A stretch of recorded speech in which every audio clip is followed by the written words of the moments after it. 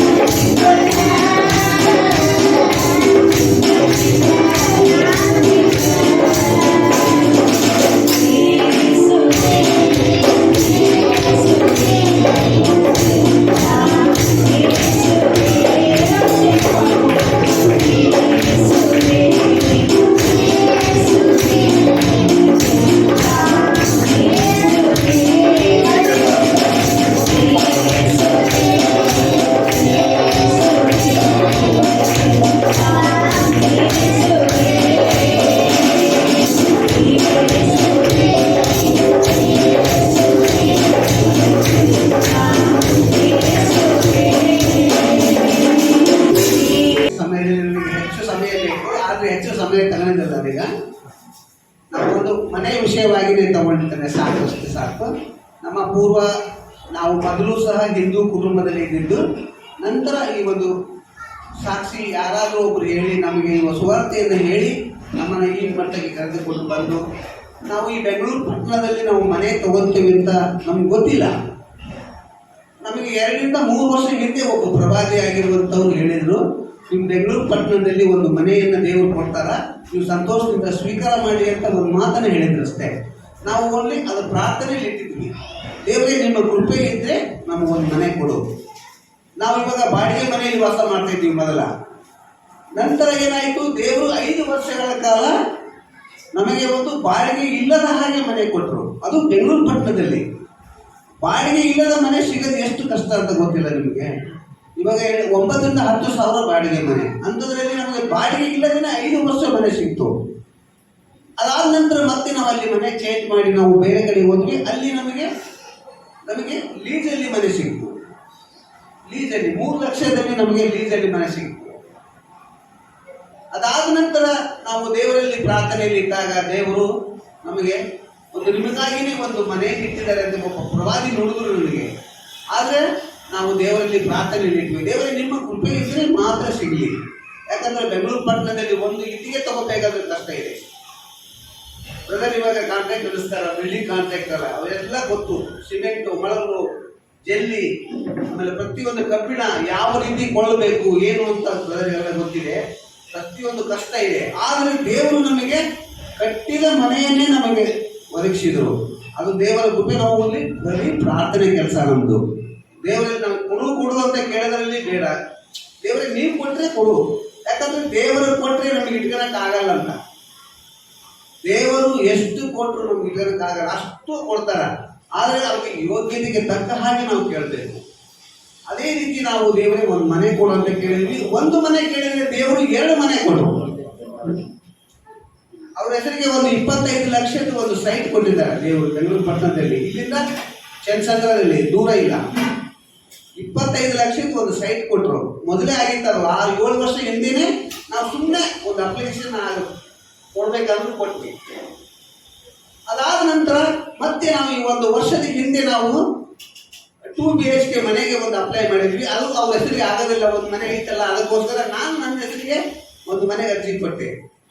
ಅದು ಎಲ್ಲರೂ 1 ವರ್ಷ 2 ವರ್ಷ ಕಾಯ್ತಾರಂತ ಅರ್ಜಿ ಆಗಿದ್ರೆ.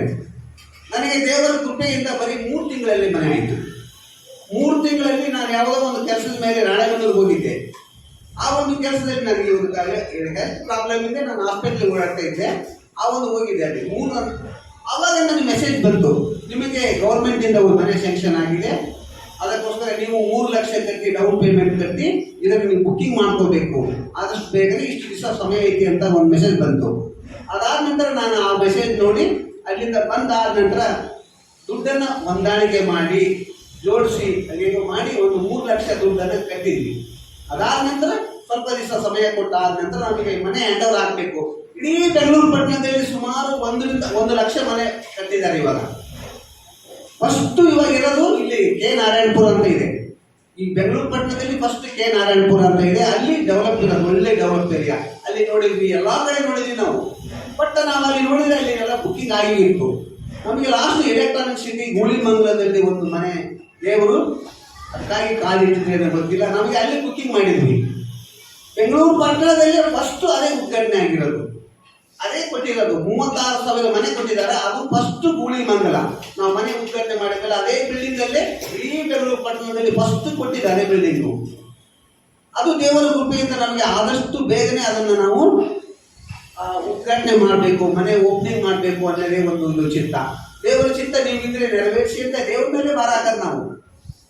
ಅದಕ್ಕೆಲ್ಲ ಹಿಂದೆ ನನಗೆಲ್ಲ ಸುಮಾರು ಸಾಕ್ಷಿ ಇದೆ. 3 ತಿಂಗಳ ಕಾಲ ಒಂದೇ ವಿಷಯದಾಗಿ ನಮಗೆ ದೇವರು ಮಾತನಾಡ್ತಾ ಇದ್ರು, ಏನ್ ದೇವರೇ ಯಾಕೆ ನನ್ನ ಕೈ ಬಿಟ್ಟಿ ಅಂತ. ಅದೇ ವಿಷಯವನ್ನು ನನಗೆ ಗುಡ್ ಫ್ರೈಡೆ ದಿವಸ ನನಗೆ ಅದೇ ಮೆಸೇಜ್ ಕೊಟ್ಟರು. ಅದೇ ಮಾತನ್ನು ನನಗೆ ದೇವರು ಮಾತನಾಡಲಿಕ್ಕೆ ಕೃಪೆ ಕೊಟ್ಟರು. ದೇವರು ನನ್ನೊಟ್ಟಿಗೆ ಸುಮಾರು ಕಾಲ ನಾನು ನಿದ್ದೆ ಮಾಡಿದ್ದು ಎಷ್ಟು ಗೊತ್ತಿಲ್ಲ ನನಗೆ. ದಿನಕ್ಕೆ 1 ಗಂಟೆ ನಿದ್ದೆ ಮಾಡ್ತಾ ಇದ್ದೆ ನಾನು. 6 ತಿಂಗಳ ಕಾಲ ಒಂದೇ ಗಂಟೆ ನಿದ್ದೆ ಮಾಡಿದ್ದು. ಎಲ್ಲರೂ 8 ಗಂಟೆ ನಿದ್ದೆ ಮಾಡಿ ಬದುಕಿ ಜೀವಿಸ್ತಾರೆ. ನಾನು 1 ಗಂಟೆ ನಿದ್ದೆ ಮಾಡಿ ಜೀವಿಸುವಾಗ ನಿಮ್ಮ ಮುಂದೆ ನಿಂತ್ಕೊಂಡಿದ್ದೀನಿ. ಅದು ದೇವರು ನನಗೆ ಕೊಟ್ಟಂತ ಕೃಪೆ ಏನೋ ಗೊತ್ತಿಲ್ಲ. 1 ಗಂಟೆ ನಾನು ಮಧ್ಯೆ ಮಲಗಿದ್ದೆವು. ಇವಾಗ ಆರಾಮಾಗಿ 7 ತಾಸು 8 ತಾಸು ಮಲಗ್ತೀನಿ. ದೇವರು ನನಗೆ ಅದರ ನಿದ್ದೆಯಲ್ಲೇ ಮಾತನಾಡ್ತಾರೆ, ಏನೂ ಮಾತಾಡ್ತಾರೆ. ವಾಕ್ಯದಿಂದ, ಹಾಡಿನಿಂದ, ಪವಿತ್ರಾತ್ಮ ವರದಿಂದ, ದರ್ಶನದಿಂದ ಏನೆಲ್ಲ ಮಾತನಾಡ್ತಾರೆ. ಆದರೆ ನಿದ್ದೆ ಮಾತ್ರ ಇವಾಗ ಚೆನ್ನಾಗಿ ಕೊಟ್ಟಿದ್ದಾರೆ. ನಾನು 1 ತಿಂಗಳ ಹಿಂದೆ 2 ತಿಂಗಳ ಹಿಂದೆ ನಾನು ಇದ್ದಂಥ ಪರಿಸ್ಥಿತಿ ಬ್ರದರ್ಗೆ ಎಲ್ಲರಿಗೂ ಗೊತ್ತಿದೆ, ಈ ಸಭೆಯಲ್ಲಿವರಿಗೆ ಎಲ್ಲರಿಗೂ ಗೊತ್ತಿದೆ. ನಾನು ಯಾವ ರೀತಿಯಾಗಿದ್ದೆ, ನಾನು ಯಾವ ರೀತಿ ಗೊಂದಲದಲ್ಲಿದ್ದೆ. ಆ ಒಂದು ದೇವರ ಮಹಿಮೆ ಅದು ಏನು ಗೊತ್ತಿಲ್ಲ ನನಗೆ. ಆ ರೀತಿಯಾಗಿ ಇತ್ತು. ದೇವರು ಈ ಒಂದು ಬೆಂಗಳೂರು ಪಟ್ಟಣದಲ್ಲಿ ವಾಸಲಿಕ್ಕೆ ಮನೆ ಕೊಟ್ಟರು. ಮೊನ್ನೆ ಮೇ 20 ನಮ್ದು ವೆಡ್ಡಿಂಗ್ ಆನಿವರ್ಸರಿ. ಆ ಡೇಟು ನಮಗೆ ಗೊತ್ತಿಲ್ಲ. ನಾವು ಡೇಟ್ ಒಂದೇ ಮಾತಾಡಿದ್ರು ಮೇ 20ಕ್ಕೆ ಇಟ್ಕೊಳ್ಳೋಂಥವು ಅಂತ ಅಂದರು.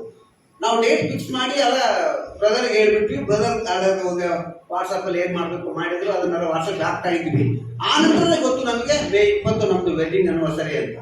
ಅದು ಗೊತ್ತಿಲ್ಲ ನಮಗೆ. 25 ವರ್ಷ ತುಂಬಿತು ನಮಗೆ. 26ಕ್ಕೆ ಕಾಲಿಟ್ವಿ. ಅದು ಗೊತ್ತಿಲ್ಲ. ದೇವರು ಅದೇ ಒಂದು ಕೃಪೆಯಿಂದ ಅದನ್ನೂ ಸಹ ಅದ್ಭುತ ಕಾರ್ಯಕ್ರಮದಲ್ಲಿ ನಡೆಸಿಕೊಟ್ರು. ನಾವು ಬೇಡ ಅಂತ ಹೇಳಿದ್ವಿ, ಆದರೂ ಅಲ್ಲಿ ಇರುವಂಥ ವ್ಯಕ್ತಿಗಳೆಲ್ಲರೂ ಸೇರಿಬಿಟ್ಟು ಅರೇಂಜ್ ಮಾಡಿ ಎಲ್ಲ ವ್ಯವಸ್ಥೆ ಮಾಡಿದರು. ಅದು ಒಂದು ಅದ್ಭುತ ನಡೆಯಿತು. ಸಭೆಗಿಂದ ಎಲ್ಲರೂ ಬಂದರು, ಅನೇಕ ಊರುಗಳಿಂದ ಬಂದರು, ಆಮೇಲೆ ಆಶೀರ್ವಾದ ಮಾಡಿದರು. ನಾವು ಇನ್ನೂ ದೊಡ್ಡದಾಗಿ ಕಾರ್ಯಕ್ರಮ ಮಾಡಬೇಕಂತ ಇತ್ತು. ಆದರೆ ದೇವರ ಕೃಪೆ ಇದ್ದರೆ ಸುವಾರ್ತೆ ಹೇಳೋದು ನಮ್ಮ ಕೆಲಸ ಅಷ್ಟೇ. ದೇವರು ಮುಟ್ಟಿದ್ರೆ ಯಾವ ರೀತಿಯಾಗಿದ್ರು ಅದನ್ನು ಅದ್ಭುತ ಮಾಡ್ತಾರ. ಈಗ ನೋಡೋಣ ಸಾಕು ಅನ್ನೋದಕ್ಕೆ ನಾವು ಸಿಂಪಲ್ ಆಗಿ ಜಾಸ್ತಿ ಸಮಯ ತಗೊಳ್ಳೋದಾಗೆ ಅದನ್ನು ನಾವು ಮುಗಿಸಿಕೊಟ್ವಿ.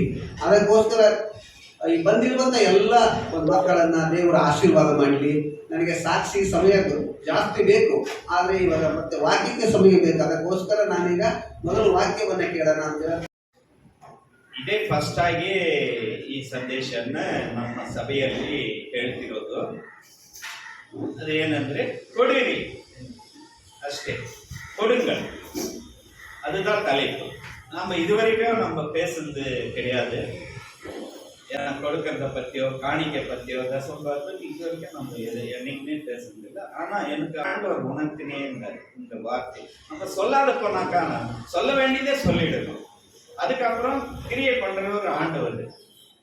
ಅದನ್ನ ಲೂಕನು ಸ್ವಾರ್ಥ 6ನೇ ಅಧ್ಯಾಯ 38ನೇ ವಚನ. ಕೊಡಿರಿ, ಆಗ ನಿಮಗೂ ಕೊಡುವರು. ಚೆಲ್ಲಿದು ಅಲ್ಲ, ನಾಡಿಸಿ ಹೊರ ಚೆಲ್ಲುವ ಹಾಗೆ ತುಂಬಾ ಅಳತೆಯನ್ನು ಅಳೆದು ನಿಮ್ಮ ಸೆರಗಿಗೆ ಹಾಕುವರು. ನೀವು ಅಳೆಯುವ ಅಳತೆಯಿಂದಲೇ ನಿಮಗೂ ಅಳೆಯುವರು ಅಂದರು. ಆಮೆನ್. அல்லேலூயா. தமிழ்ல படிப்போமா? 6:38. கொடுங்கள், அப்பொழுது உங்களுக்கு கொடுக்கப்படும். அமுக்கி குலுக்கி சரிந்து விழும்படி நன்றாய் அளந்து உங்கள் மடியிலே போடுவார்கள். நீங்கள் எந்த அளவினால் அளக்கிறீர்களோ அந்த அளவினால் உங்களுக்கும் அளக்கப்படும். ಆಮೆನ್. ಹಲ್ಲೆಲೂಯಾ. ದೇವರ ವಾಕ್ಯ ಹೇಳ್ತದೆ, ಕೊಡಿರಿ. ಯಾವುದನ್ನು ಕೊಡಿರಿ? வெறும் ದುಡ್ಡು ಮಾತ್ರ, ಕಾಸು ಮಾತ್ರ, ದಶಾಂಶ ಮತ್ತು ಉಂಡಿಲ್ ಹಾಕೋದು ಇದು ಮಾತ್ರ ಅಲ್ಲ. ದೇವರಿಗೆ ಪ್ರತಿಯೊಂದರಲ್ಲಿ ದೇವರಿಗಂತ ಕೊಡಬೇಕು. ನಮ್ಮ ತಾಳಂದುಗಳು, ದೇವರು ನಮಗೆ ಹಲವಾರು ಜ್ಞಾನಗಳನ್ನು ಕೊಟ್ಟಿದ್ದಾರೆ, ತಾಳಂದುಗಳನ್ನು ಕೊಟ್ಟಿದ್ದಾರೆ.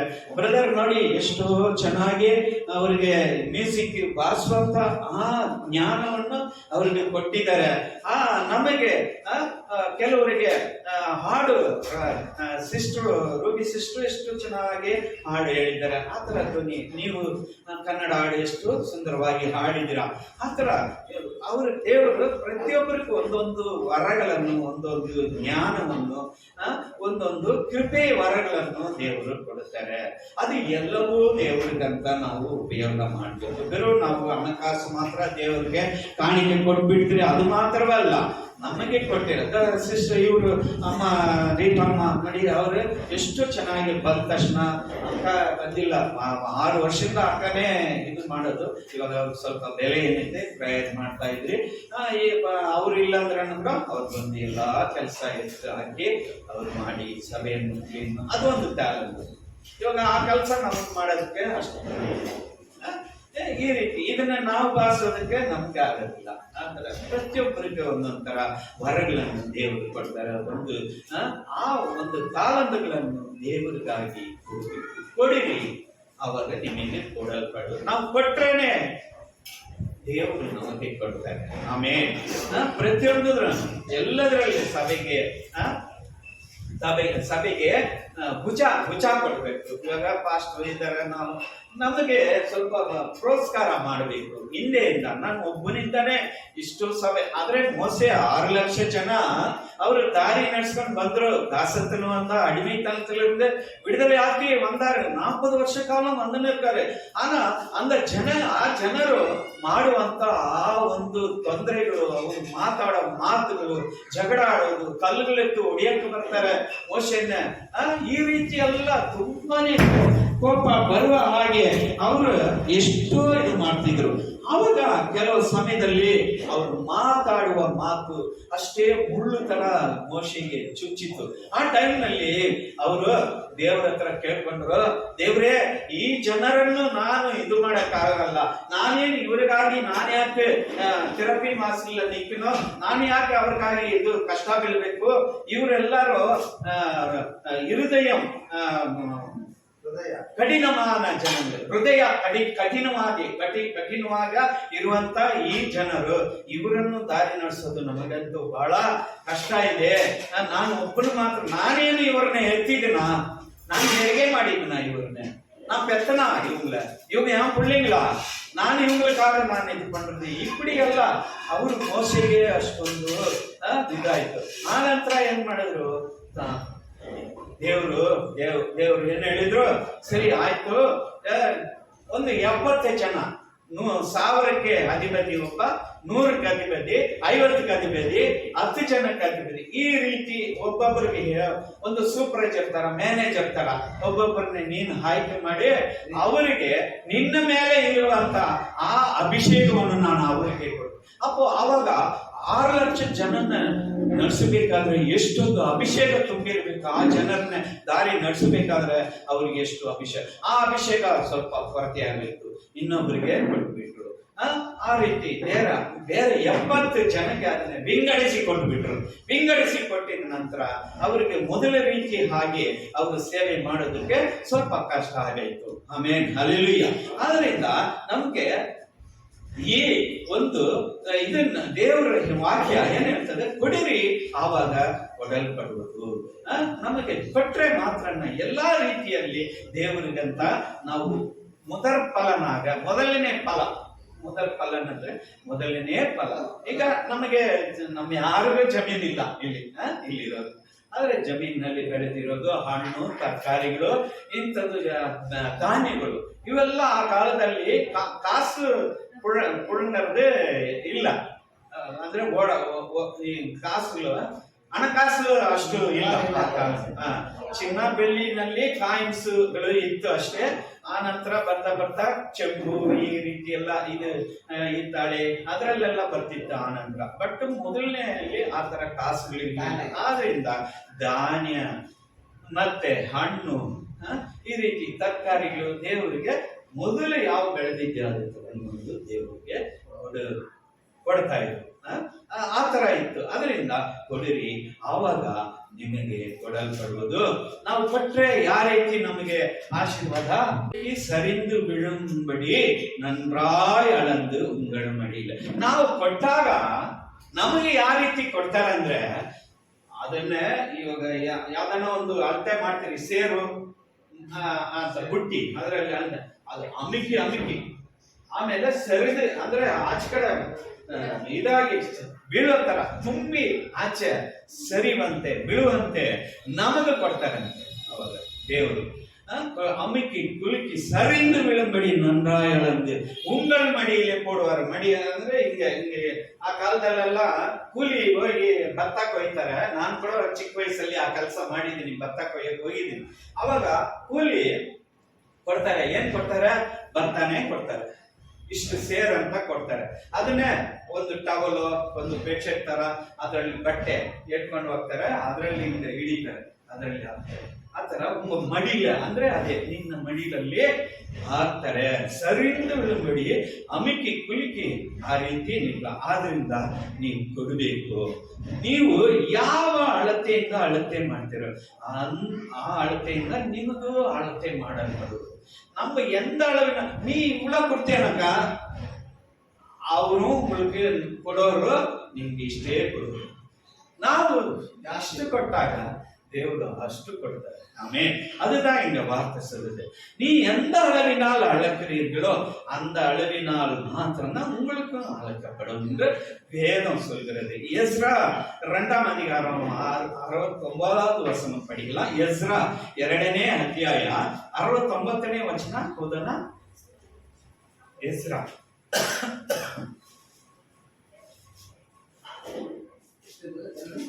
ಎಸ್ರಾ 2ನೇ ಅಧ್ಯಾಯ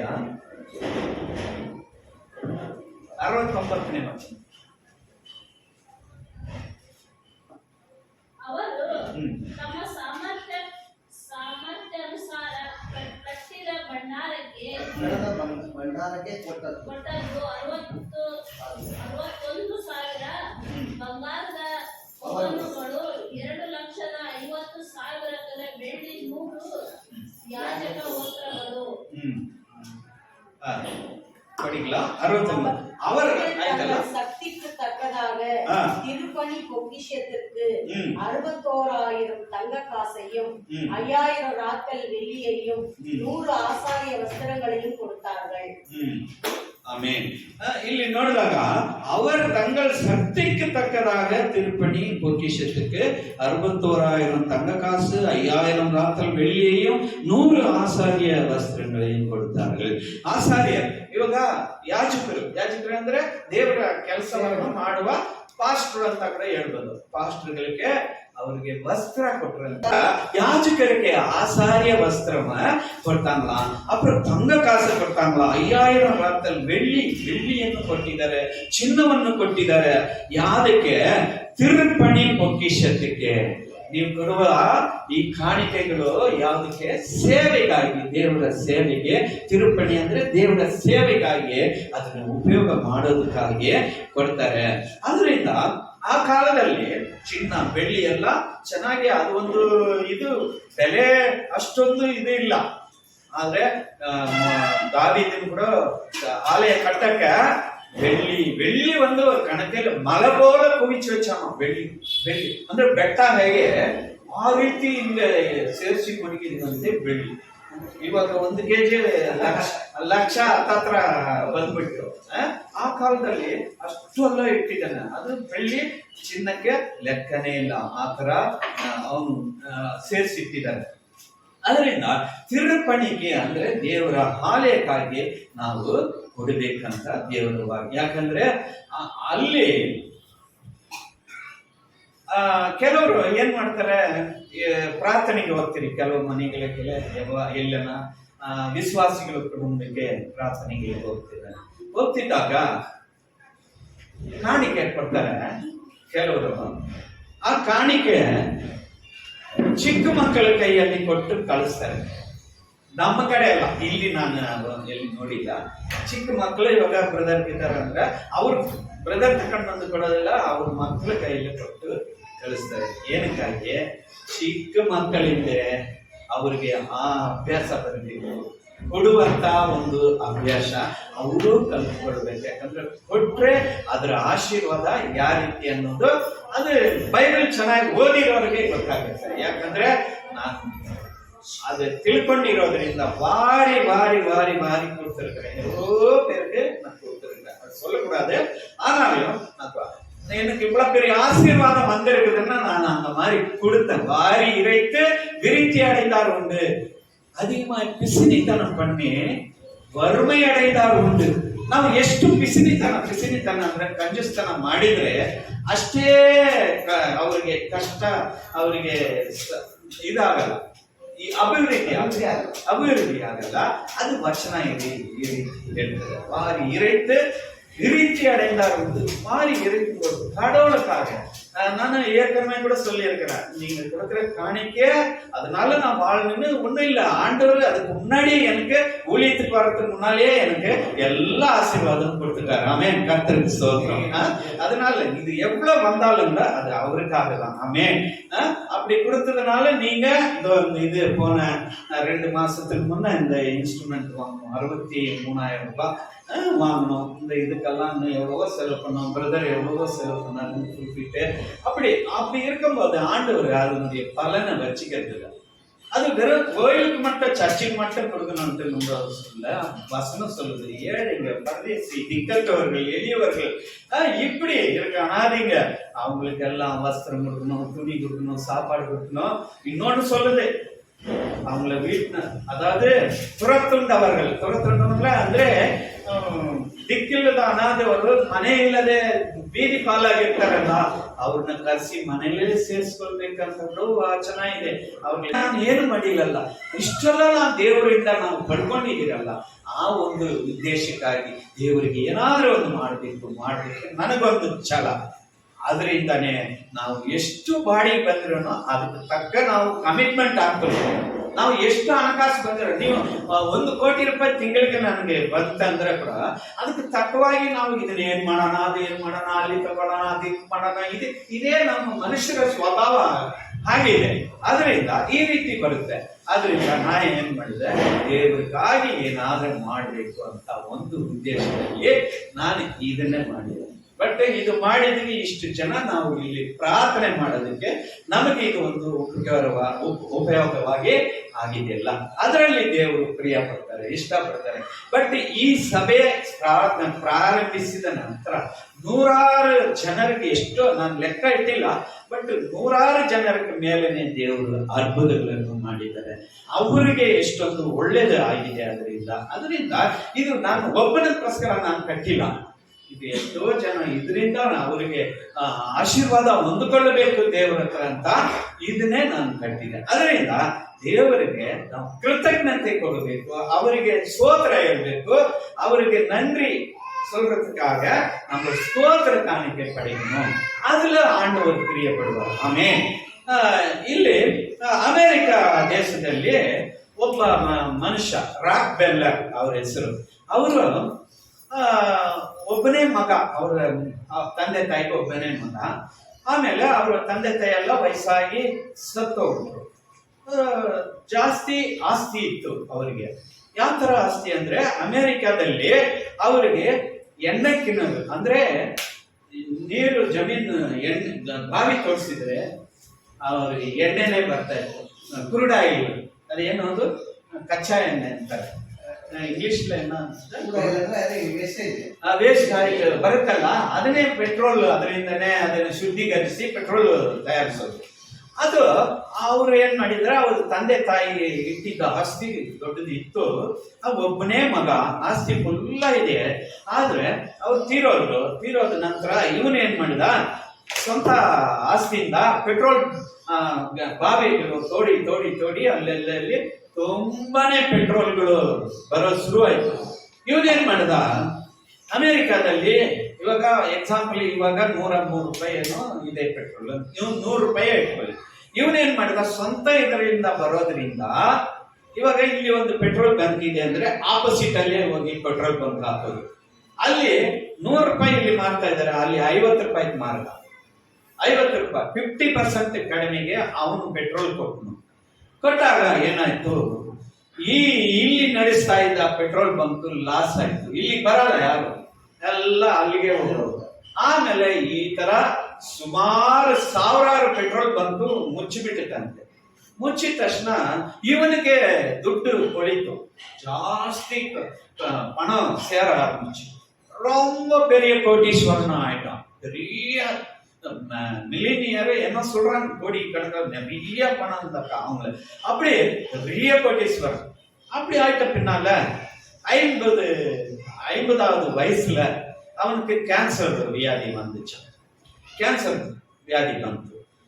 ಎಲ್ಲೆಲ್ಲೋ ಹೋಗಿ ಅಲ್ಲಿ ಅಮೆರಿಕಾಲೇ ಎಷ್ಟು ದೊಡ್ಡ ಆಸ್ಪತ್ರೆ, ಅಲ್ಲಿ ಹೋಗಿ ಎಷ್ಟೋ ಕೋಟಿ ಆದ್ರೆ ನೀವು ತಗೊಳ್ಳಿ, ನನ್ನ ಪ್ರಾಣ ಮಾತ್ರ ಉಳಿಸ್ಕೊಡಿ ಅಂತ ಕೇಳಿದ್ದಾರೆ. ನಾನು ಕಾಸು ಮಾತ್ರ ನಾನು ಲೆಕ್ಕನ ಮಾಡ, ನೀವು ಎಷ್ಟು ಹೇಳ್ತೀರ ಅಷ್ಟು ಬರ್ಕೊಳ್ಳಿ, ನಾನು ಚೆಕ್ ಕೊಡ್ತೀನಿ, ಬರ್ಕೊಂಡ್ಬಿಡಿ, ನಾನು ಜೀವ ಮಾತ್ರ ಉಳಿಸ್ಕೊಡು ಅಂತ. ಆದ್ರೆ ಸಾಧ್ಯವಿಲ್ಲ, ಇನ್ನ 2 ತಿಂಗಳಲ್ಲಿ ನೀನು ಸಾಯ್ತೀಯ ಅಂತ ಇವರು ಡಾಕ್ಟರ್ಗಳು ಟೈಮ್ ಕೊಟ್ಟಿದ್ದಾರೆ.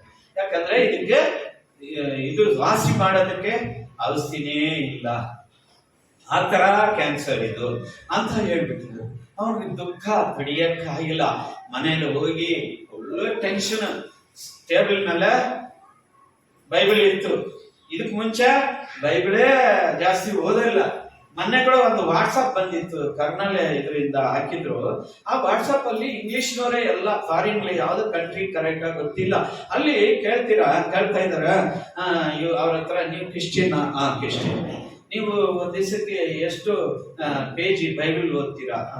ನೋ ನೋ ನೋ ನೋ ಅಂತಾರೆ ಅವ್ರ ಭಾಷೆ.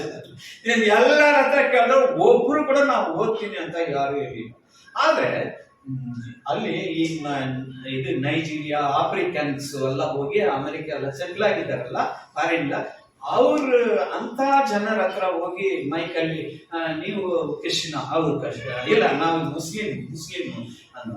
ನೀವು ಇದು ಕುರಾನ್ ಎಷ್ಟು ಓದ್ತೀರಾ ಅಂದ್ರೆ, ನಾವು ಬೆಳಿಗ್ಗೆ 5 ಸಾರಿ ಓದ್ತೀವಿ, 5 ಸಾರಿ ನಾನು ಕುರಾನ್ ಓದ್ತೀನಿ, ನಾನು ದೇವರ ನಮಸ್ಕಾರ ಇದು ಮಾಡ್ತೀನಿ, ಪ್ರಾರ್ಥನೆ ಅಂತ ಅವ್ರು ಹೇಳ್ತಾರೆ. ಕ್ರೈಸ್ತರೇ ಎಲ್ಲಿ ಹೋಗ್ತಾ ಇದ್ರಾ? ಕ್ರೈಸ್ತವ ಹೆಂಗ ಬೈಕೊಂಡಿರೋದು, ಎಲ್ಲಿ ಹೋಗ್ತಾ ಇದೆ ಕ್ರೈಸ್ತವ? ಈ ತರ ಅಲ್ಲಿ. ಅದರಿಂದ ಅವನು ಆ ರಾಕ್ ಬೆಲ್ಲರು ಒಂದ್ ದಿವಸನೂ ಬೈಬಲ್ ಓದಲ್ಲ, ಟೇಬಲ್ ಮೇಲೆ ಧೂಳು ಕುತ್ಕೊಂಡಿದ್ದು. ಆಮೇಲೆ ಅವನು ಏನ್ ಮಾಡಿದ, ಅವತ್ತು ಒಂದು ಯೋಚನೆ ಬಂತು, ಬೈಬಲ್ ಆದ್ರೆ ಓದೋಣ ಅಂತ. ಹಿಂಗೆ ತೆರೆದ ತಕ್ಷಣ ಅವನಿಗೆ ಒಂದು ಮಾತು ಬಂತಂತೆ. ಯಾವ ವಾಕ್ಯ ಅಂದ್ರೆ,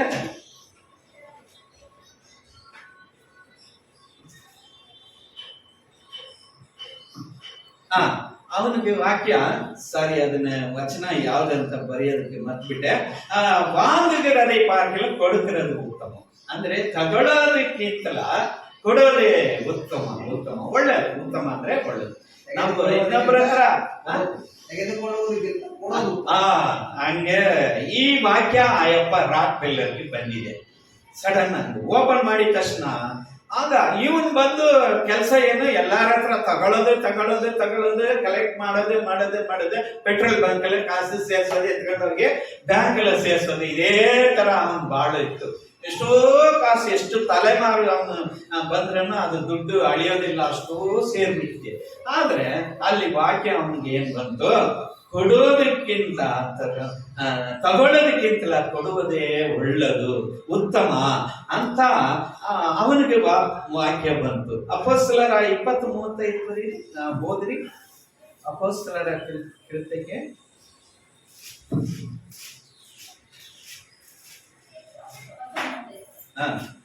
20:35. ಎಲ್ಲಾ ವಿಷಯಗಳಲ್ಲಿ ನಾನು ನಿಮಗೆ ಮಾದರಿ ತೋರಿಸಿದ್ದೇನೆ, ನೀವು ಹಾಗೆಯೇ ದುಡಿದು ಫಲವಿಲ್ಲದವರಿಗೆ ಉಪಕಾರ ಮಾಡಬೇಕು ಮತ್ತು ತೆಗೆದುಕೊಳ್ಳುವುದಕ್ಕಿಂತ ಕೊಡುವುದೇ ಹೆಚ್ಚಿನ ಭಾಗ್ಯ ಎಂಬುದಾಗಿ ಕರ್ತನಾದ ಯೇಸು ತಾನೇ ಹೇಳಿದ ಮಾತುಗಳನ್ನು ನೆನಪಿನಲ್ಲಿಟ್ಟುಕೊಂಡಿರಬೇಕು ಅಂದರು. ಇದನ್ನೇ ಆ ವಾಕ್ಯ ಅಪೊಸ್ತಲರ 20:35. ತೆಗೆದುಕೊಳ್ಳೋದಕ್ಕಿಂತ ಕೊಡುವುದೇ ಉತ್ತಮ. ಅಂದ್ರೆ ನಾವು ಇನ್ನೊಬ್ಬರ ಹತ್ರ ನಾವು ತಕೊಳ್ಳೋದಕ್ಕಿಂತ ನಮ್ಮನ್ನ ಕೊಡುವರಾಗಿ ಮಾರ್ಪಡಿಸು ದೇವರೇ. ನೀವು ಕೇಳಬೇಕು, ದೇವರ ಹತ್ರ ಕೇಳಬೇಕು, ನಮ್ಮನ್ನು ಕೊಡುವ ಹಾಗೆ ಮಾರ್ಪಡಿಸಬೇಕು. ಯಾಕಂದ್ರೆ ಇಲ್ಲಿ ವಾಕ್ಯ ಹೇಳ್ತದ, ತಗೊಳ್ಳೋದಕ್ಕಿಂತ ಕೊಡುವುದೇ ಉತ್ತಮ. ಆಮೇಲೆ ಈ ವಾಕ್ಯನ ಅವನು ಓದದ, ರಾಕ್ ಬೆಲ್ಲರ್ ಓದಿದ ತಕ್ಷಣ ಆಮೇಲೆ ಅದ್ರ ಬಗ್ಗೆ ಥಿಂಕ್ ಮಾಡಿ ನೋಡಿದ. ಅವಾಗ ಅವನಿಗೆ ಅರ್ಥ ಆಯ್ತು, ಕೊಡೋದಕ್ಕಿಂತ ತಗೊಳ್ಳೋದಕ್ಕಿಂತ ಕೊಡೋದು ಉತ್ತಮ ಅಂತ. ಆ ವಾಕ್ಯ ಅವನ್ನ ಬದಲಾಯಿಸ್ತು. ಯಾವ ತರ ಬದಲಾಯಿಸ್ತು? ಅವನಿಗೆ ಏನ್ ಮಾಡ್ದ, ಆ ನಂತರ ಮನೆಯಲ್ಲಿ ಬ್ಯಾಂಕ್ ಅಲ್ಲಿ ಇರುವ ಎಲ್ಲಾ ಕಾಸು ಲಾರಿನಲ್ಲಿ ತುಂಬಿಸ್ಕೊಂಡು ಹೋದಂತೆ. ಪಕ್ಕದ ವಿಲೇಜ್ಗೆ ಎತ್ಕೊಂಡೋಗಿ ಎಲ್ಲ ಹಟ್ ಗುಡಿಸಲು ಮನೆ ತರ ಚಿಕ್ಕ ಮನೆಗಳಿದ್ದಾರಲ್ಲ, ಅವ್ರಿಗೆ ಮೂಟೆ ಆಗಿ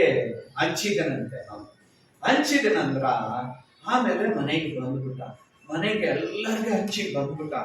ಇಷ್ಟು ದುಡ್ಡು ಇಟ್ಕೊಂಡು ನಾನೇ ಸಾಯ್ತೀನಿ, ಇಷ್ಟು ದುಡ್ಡು ಇಟ್ಕೊಂಡು ಏನ್ ಮಾಡೋದು ಆ ದುಡ್ಡನ್ನ ಅಂತ ಎಲ್ಲರಿಗೂ ಮೂಟೆಯಾಗಿ ಹಂಚಿ ಬಂದಿದ್ದ. ಆಮೇಲೆ ನೋಡಿದ್ರೆ 1 ವಾರ ಆಯ್ತು, 2 ವಾರ ಆಯ್ತು, ಅವನ ಶರೀರದಲ್ಲಿ ಬದಲಾವಣೆ ಅವನಿಗೆ ಕಾಣ್ತಾ ಇದೆ. ಏನ್ ಕಾಣ್ತಾ ಇದೆ? ಅವನ ಶರೀರದಲ್ಲಿ ಸ್ವಸ್ಥತೆ ಆಗ್ತಾ ಇದೆ. ಆಮೇಲೆ ಈ ವಾಕ್ಯ ಅವನ್ನ ಮನಸ್ಸು ಬದಲಾಯಿಸಿದ ನಂತರ ಅವನೇನ್ ಮಾಡಿದ, ಇದ್ದಿದ್ದೆಲ್ಲ ಕೊಟ್ಟು ಕೊಟ್ಬಿಟ್ಟು ಎಲ್ಲರಿಗೂ ಹಚ್ಬಿಟ್ಟ. ಆ ನಂತರ ನೋಡಿದ್ರೆ ಸ್ವಲ್ಪ ದಿವಸ ಒಂದು 2 ತಿಂಗಳಲ್ಲಿ ನೋಡಿದ್ರೆ ಅವನಿಗೆ ಕಂಪ್ಲೀಟ್ ಕ್ಯಾನ್ಸರ್ ವಾಸಿ ಆಗುತ್ತೆ. ಆಮೇಲೆ ಅಲ್ಲೇಲೂಯಾ, ವಾಸಿ ಆಗ್ಬಿಟ್ಟು ಆಮೇಲೆ ಅವನಿಗೆ ತುಂಬಾ ಸಂತೋಷ. ಆಮೇಲೆ ಅವನು ಹೆಂಡತಿ ಮಕ್ಕಳ ಮದುವೆ ಮಾಡಿ ಅವನು ಎಷ್ಟು 92 ವರ್ಷವರೆಗೆ ಅವನು ಬದುಕಿದನಂತೆ. ಆಮೇಲೆ 2 ತಿಂಗಳಲ್ಲಿ ನೀನು ಸಾಯ್ತೀಯಾ ಅಂತ ಡಾಕ್ಟರ್ ಅವನಿಗೆ ಟೈಮ್ ಕೊಟ್ಟಿದ್ದಾರೆ. ಆದ್ರೆ 92 ವಯಸ್ಸುವರೆಗೆ ಅವನು ಬಾಳಿದ್ದಾನೆ, ಸುಖವಾಗಿ ಬಾಳಿದ್ದಾನೆ. ಪೂರ್ಣ ವಯಸ್ಸ ಏನೋ ಕನ್ನಡದಲ್ಲಿ ಹೇಳ್ತಾರೆ, ಕನ್ನಡದಲ್ಲಿ ತುಂಬಾ ಹೆಚ್ಚಾಗಿ ಸಾಯೋದಕ್ಕೆ ಭಾವಪೂರ್ಣನ ಏನೋ ಹೇಳ್ತಾರೆ, ದೀರ್ಘ ಆಯಸ್ಸಲ್ಲಿ ಅವನು 92 ವರ್ಷದಲ್ಲಿ ಮರಣ ಹೊಂದಿದ್ದಾನೆ. ಆಮೇಲೆ 50 ವಯಸ್ಸಿನಲ್ಲಿ ಅವನು ಸಾಯೋಕೆ ಇದ್ದ. ಆದ್ರೆ ಅವನ ಮಾರ್ಪಡಿಸಿದ್ದೆ ಯಾವುದು? ಈ ವಾಕ್ಯ. ತಗೊಳ್ಳೋದಕ್ಕಿಂತಲ ಕೊಡುವುದು ಹೆಚ್ಚಿಗೆ ಒಳ್ಳೆದು, ಉತ್ತಮ ಅಂತ ದೇವರ ವಾಕ್ಯ ಹೇಳ್ತದೆ. ಇವತ್ತು ನಾವು ಪ್ರತಿ ಮನೇಲಿ ಬೆಳಿಗ್ಗೆ ಎದ್ದ ತಕ್ಷಣ ಹಲ್ಲು ಉಜ್ಜಿತೀರಿ, ಗೋಲ್ಗೇಟ್ ಪೇಸ್ಟ್. ಆ ಪೇಸ್ಟ್ ಓನರು ಅದು ಅಮೆರಿಕ ದೇಶದವ್ರಿಗೆ, ಅವರು ಮೊದಲು ಆ ಕಂಪನಿ ಚಿಕ್ಕ ವರ್ಕ್ಶಾಪ್, ನನ್ನ ಹೆಂಗೆ ಚಿಕ್ಕದಾಗಿ ಗೋಲ್ಗೇಟ್ ಅದನ್ನ 4 ಜನ ಇಟ್ಕೊಂಡು ನಾವು ಮಾಡ್ತೀನಿ. ಆ ತರ ಸಣ್ಣದಾಗಿ ಒಂದು ವರ್ಕ್ಶಾಪ್ ತರ ಅವರು ಮಾಡಿ ಗೋಲ್ಗೇಟ್ ಪೇಸ್ಟ್ ಅವರು ಆ ಫಾರ್ಮುಲೇಷನ್ ರೆಡಿ ಮಾಡಿ ಅದನ್ನ ತಯಾರಿ ಮಾಡಿ ಆಮೇಲೆ ಸೇಲ್ಗೆ ಅವರು ಸೈಕಲಲ್ಲಿ ತಗೊಂಡೋಗಿ ಸೇಲ್ ಮಾಡಿದ್ರಂತೆ. ಮಾಡ್ತಾ ಎಲ್ಲ ಜನಗಳಲ್ಲಿ ಅದು ಪ್ರಬಲ ಅಂದ್ರೆ ಪ್ರಬಲ್ಯನ ಆಗೈತು, ಇಂಪ್ರೂವ್, ಅದೇ ಒಂದು ಪಾಪ್ಯುಲರ್ ಆಗೈತು ಅದು. ಆಮೇಲೆ ನೋಡಿದ್ರೆ ಅದು ಹಂಗೆ ಒಂದು ದೇಶ ಪೂರ್ತಿ ಅದೇ ಉಪಯೋಗ ಮಾಡುವ ಪ್ರಕಾರ ಆಗಿದೆ. ಆಮೇಲೆ ಆ ದೇಶ ಅಲ್ಲ, ಅದನ್ನೇ ಎಕ್ಸ್ಪೋರ್ಟ್ ಮಾಡೋಣ, ಬೇರೆ ದೇಶಕ್ಕೆ ಕಳ್ಸೋಣ ಅಂತ. ಈಗ ಇಡೀ ಲೋಕ ಪೂರ್ತಿ ಗೋಲ್ಗೇಟ್ ಯಾರಂದ್ರೆ ಎಲ್ಲರಿಗೂ ಗೊತ್ತಿದೆ. ಗೋಲ್ಗೇಟ್ ಅಂದ್ರೆ ಎಲ್ಲಾ ದೇಶದಲ್ಲಿ ಪ್ರತಿ ಹಳ್ಳಿಯಲ್ಲಿ ಕೂಡ ಗೋಲ್ಗೇಟ್ ಯೂಸ್ ಮಾಡ್ತಾರೆ. ಇವಾಗವರೆಗೆ ಮರೆಯಕ್ಕೂ ಆಗಿಲ್ಲ, ಅದನ್ನ ಯಾರು ಯೂಸ್ ಮಾಡ್ಲಾರ್ದ್ರೆ ಇರಲ್ಲ, ಎಲ್ಲರೂ ಯೂಸ್ ಮಾಡ್ತೀರಿ. ಅವರು ಈ ಕಂಪನಿ ಶುರು ಮಾಡಿದ ನಂತರ ಅವ್ರಿಗೆ ಕ್ಯಾಲ್ಕುಲೇಟ್ ಮಾಡಿ ಲೆಕ್ಕ ಮಾಡಿದ್ರು ಎಷ್ಟು ಲಾಭ ಬಂತು. ಆ ಲಾಭದಲ್ಲಿ ಅವರು ದಶಂಭಾಗ ಯಾವ ತರ ಕೊಟ್ಟಿದ್ದಾರೆ ಅಂದ್ರೆ, ಅವರು 100ರಲ್ಲಿ 90 ದೇವರಿಗೆ ಕೊಟ್ರಂತೆ, ಸಭೆಗೆ 90% ಶತಮಾನ. ಆಮೇಲೆ 10% ಮಾತ್ರನೇ ಅವ್ರು ತಗೊಳ್ಳೋದಂತೆ ಇವತ್ತು. ಆದ್ರೇನೋ ಅವ್ರಿಗೆ ಆ 10% ಅಲ್ಲಿ ಇಷ್ಟು ಕೊಳಿತಾ ಇದೆ ದುಡ್ಡು. ಯಾಕಂದ್ರೆ ದೇಶ ಲೋಕ ಪೂರ್ತಿ ಅದೇ ಯೂಸ್ ಮಾಡ್ತಾರಲ್ಲ, ಅದರಿಂದ ವ್ಯಾಪಾರ ಚೆನ್ನಾಗಿ ಆಗುತ್ತೆ. ಆ 10% ಅಲ್ಲಿ ಅಷ್ಟೋ ಅವರಿಗೆ ಪ್ರಾಫಿಟ್ ಇದೆ. 90 ದೇವರಿಗಂತ ಕೊಟ್ಬಿಡ್ತಿದ್ರಂತೆ. ಆ ರೀತಿ ಇದೆ. ಈ ರಾಕ್ ಬೆಲ್ಲರ್ ಅವ್ರದ್ದು ರಾಕ್ ಬೆಲ್ಲರ್ ಫೌಂಡೇಶನ್ ಅಂತ ನೀವು ನೆಟ್ ಅಲ್ಲಿ ಕೂಡ ಸರ್ಚ್ ಮಾಡಿ ನೋಡಿ. ಅವ್ರದ್ದು ಹಿಸ್ಟ್ರಿ ನಾನು ಹೇಳ್ದಲ್ಲ, ಆ ಹಿಸ್ಟ್ರಿ ಎಲ್ಲ ನಿಮಗೆ ಗೊತ್ತಾಗುತ್ತೆ. ರಿಯಲ್ ಆಗಿ ಅದೆಲ್ಲ ನಡೆದಿದ್ದಂತೆ. ಈ ತರ ನಾವು ಕೊಡುವಾಗ ದೇವರಿಗೆ, ಅದೇ ದೇವರು ನಮಗೆ ಹಲವಾರು % ಅದನ್ನ ನಮ್ಗೆ ಹೆಚ್ಚಿನವಾಗಿ ದೇವರು ಕೊಡ್ತಾರೆ. ಆದ್ರೆ ಇಲ್ಲಿ ಒಂದು ಪೂರ್ವ ಕಾಲ ವಿರುದ್ಧ 29ನೇ ಅಧ್ಯಾಯ 1 நாளாகமம் 29ஆம் அதிகாரம் வசனம் 14ஆம் வசனம்.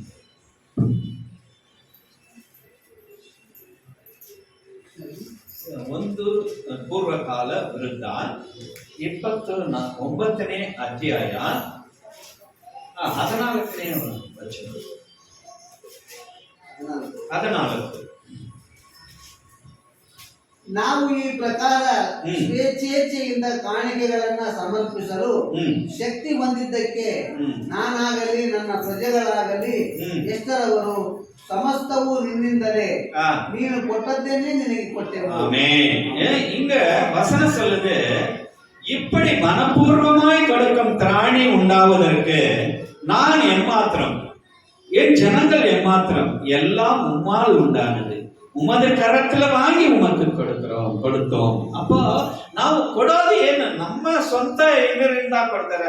ನಮಗೆ ಒಂದು ಸಂಪಾದನೆ ಮಾಡಕ್ಕೆ, ಇವಾಗ 1,00,000 ರೂಪಾಯಿ ನಾನು ಸಂಪಾದನೆ ಮಾಡ್ತೀನಿ ಅಂದ್ರೆ ಆ 1,00,000 ರೂಪಾಯಿ ಸಂಪಾದನೆ ಮಾಡಕ್ಕೆ ನಿನಗೆ ಶಕ್ತಿ ಕೊಟ್ಟಿದ್ದು ಯಾರು? ದೇವರು. ಆಮೇಲೆ ಅದರಿಂದ ಅವರು ನಮ್ಗೆ ಆ ಬಲ ಕೊಟ್ಟಿಲ್ಲ, ಆ ಜ್ಞಾನ ಕೊಟ್ಟಿಲ್ಲ ಅಂದ್ರೆ ಅದು ದುಡ್ಡು ನಮ್ಗೆ ಬರ್ತಿತ್ತ? ಇಲ್ಲ.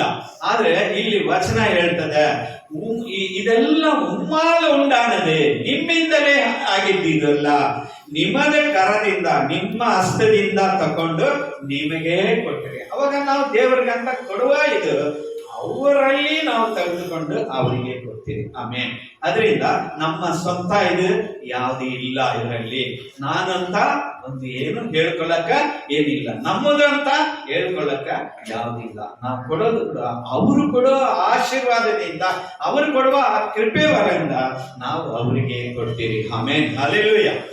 ಮತ್ತೆ ಪ್ರಸಂಗಿ 6:2 ವಚನ ನೋಡೋಣ. ಪ್ರಸಂಗಿ 6:2.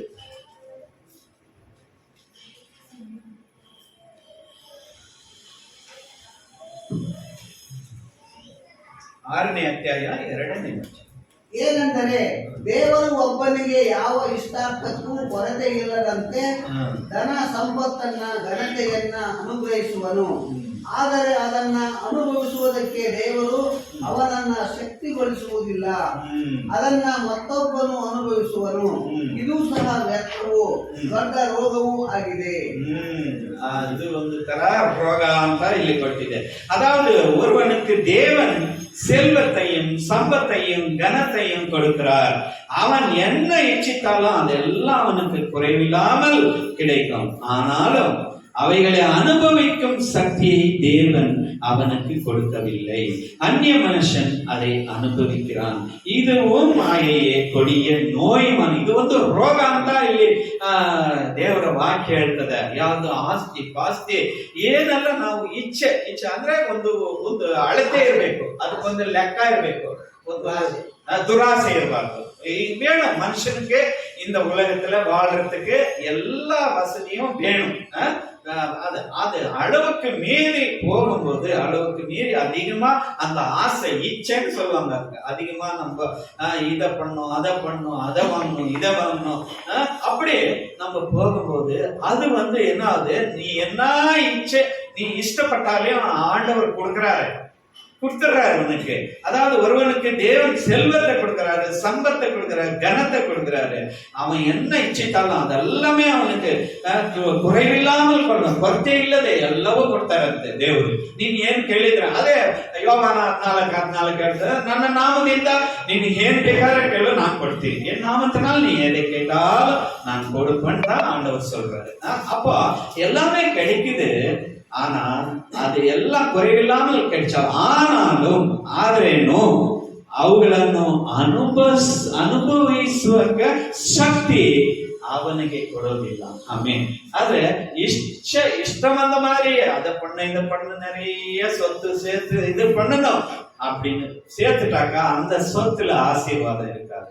அந்த வீடுலயோ அந்த இதுலயோ அதிகமா ஆசீர்வாதம் இருக்காது. அதே அந்த வீட்டுல அந்த சொத்துல நம்ம அனுபவிக்கிற சக்தியை தேவன் கொடுக்கறது இல்லைன்னு, ಕೊಡೋದಿಲ್ಲ ಅಂತ ಇಲ್ಲಿ ಹೇಳಲ್ಪಟ್ಟಿದೆ.